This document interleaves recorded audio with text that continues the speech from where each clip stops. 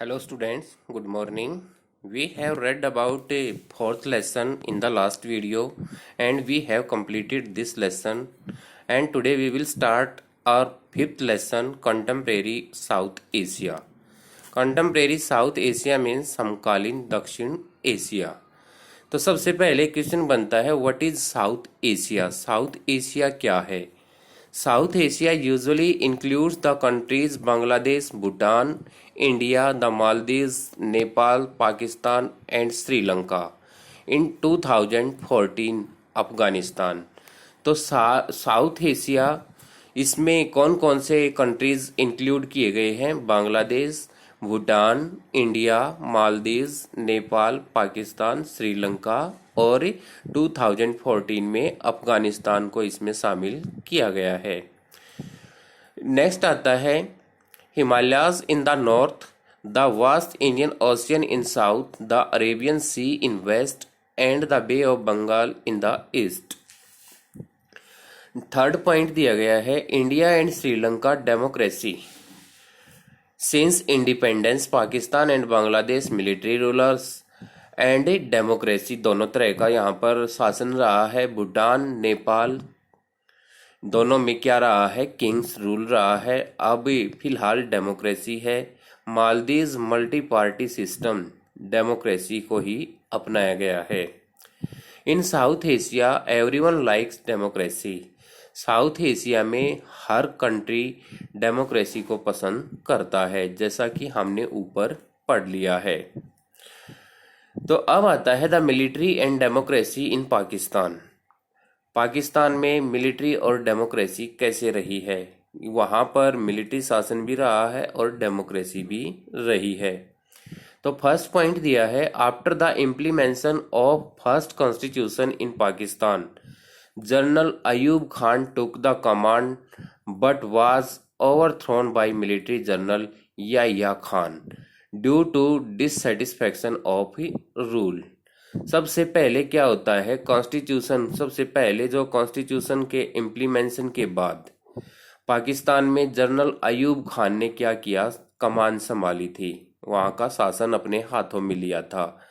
लेकिन military general Yahya Khan ने उनके शासन से डिससेटिस्फाई होते हुए उनके ताज को हटा दिया, यानी कि उनकी सत्ता को छीन लिया और वहां पर मिलिट्री शासन लागू कर दिया। सेकंड आता है Yahya Khan took the command till 1971 after defeated the war with India. Yahya Khan 1971 तक कमांड अपने हाथ में रखते हैं। आफ्टर डिफीटेड द वार में हार जाने के बाद इंडिया से, यानी कि याह्या खान के पास पाकिस्तान का शासन उसके हाथों में रहता है इंडिया की हार से पहले। इसमें क्या दिया गया है, इस पॉइंट को एक बार दोबारा से देखेंगे। Yahya Khan took the command till 1971। Yahya Khan जो है ना, शासन की बागडोर 1971 तक अपने पास रखता है। After defeated the war with India, India के साथ युद्ध हारने के बाद। अगेन इन 1971, अब 1971 में दोबारा से क्या होता है? Zulfikar Ali Bhutto form an elected government. Zulfikar Ali Bhutto के द्वारा एक चयनित या चुनी हुई सरकार बनाई जाती है, which was later removed by general Ziaul हक इन 1977। अब क्या होता है? एक इलेक्टेड गवर्नमेंट बनाई जाती है जिसको बाद में हटा दिया जाता है जनरल जियाउल हक 1977 में। ये पाकिस्तानी मिलिट्री जनरल था जियाउल हक और याह्या खान। इन दोनों ने क्या किया था? जो डेमोक्रेटिक तरीके से गवर्नमेंट बनाई गई थी उसको हटा करके शासन की बागडोर अपने हाथों में ले ली थी। 1982 onwards pro democracy movements took, resulting an elected democratic government in 1988 under leadership of Benazir Bhutto replaced by Nawaz Sharif। अब 1982 में क्या होता है? प्रो डेमोक्रेसी मूवमेंट, एक डेमोक्रेसी मूवमेंट शुरू किया जाता है जिसके परिणाम स्वरूप डेमोक्रेटिक गवर्नमेंट बनाई जाती है 1988 में। अब की बार बेनजीर भुट्टो की लीडरशिप में ये सरकार बनाई जाती है और नवाज शरीफ को हटा दिया जाता है। Nawaz Sharif was again removed by general Pervez Musharraf. Nawaz Sharif को दोबारा से हटा दिया जाता है परवेज मुशर्रफ के द्वारा। जनरल ये मिलिट्री जनरल थे परवेज मुशर्रफ, जैसे कि याहिया खान थे उसी तरह से परवेज मुशर्रफ भी थे, जिन्होंने पाकिस्तानी प्रधानमंत्री नवाज शरीफ को उसकी सरकार गिराने में क्या किया था, उनकी सरकार को हटा दिया था।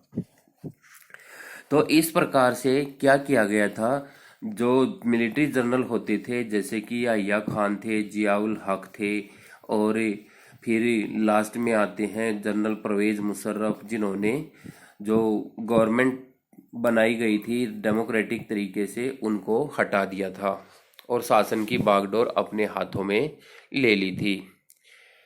फिर आता है Nawaz Sharif was again removed by general Pervez Musharraf. Nawaz Sharif को हटा दिया जाता है 1999 में और फिर 2005 में। He got himself elected as president, और वह खुद राष्ट्रपति बन जाते हैं, but was later dethroned by the court, लेकिन उन्हें हटा दिया जाता है कोर्ट के द्वारा।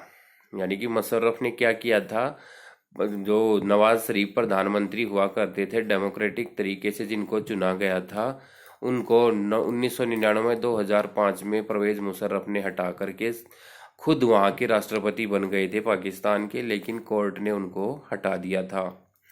उसके बाद आता है why democratic system has not been stable there. Democratic system वहां पर क्यों नहीं बना रहा। The social dominance of military, clergy and land owning autocracy has led to frequent overthrow of elected governments and establishing of military governments। कि वहाँ पर democratic system क्यों नहीं बना रहा, तो इसमें दिया है first point the social dominance of military. वहाँ पर मिलिट्री का सोशल डोमिनेंस रहा है क्लेर्जी पर, and land owning. Land owning होते हैं जमींदार, क्लेर्जी होते हैं पादरी इस और पुजारियों से रिलेटेड जो होते हैं उनको बोलते हैं क्लेर्जी। आर्टिस्टोक्रेसी और ये होता है अभिजात वर्ग।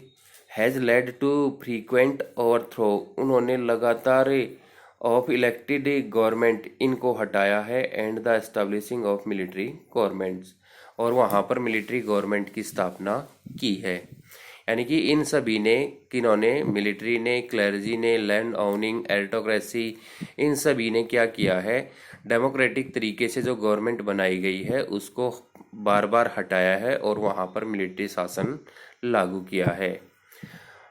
सेकंड दिया है Pakistan conflict with India has made the pro military groups more powerful. Pakistan का जो कॉन्फ्लिक्ट था इंडिया के साथ ही, उससे pro military groups more powerful हो गया था। यानी कि पाकिस्तान का जो मिलिट्री ग्रुप था वो ज़्यादा पावरफुल हो गया था।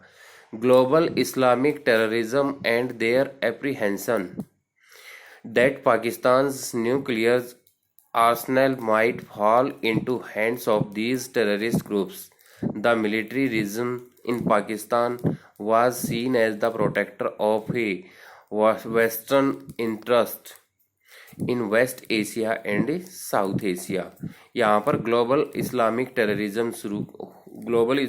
टेररिज्म के बारे में बताया है और उनके एप्रीहेंशन यानी कि भय के बारे में बताया गया है that Pakistan nuclear Arsenal might fall into hands of their terrorist groups. के पाकिस्तान का जो न्यूक्लियर आर्सेनल है यानी कि जो न्यूक्लियर शस्त्र हैं, हथियार हैं, वो कहीं टेररिस्ट के ग्रुप के हाथ ना लग जाए। The military regime in Pakistan was seen as the protector of Western interest.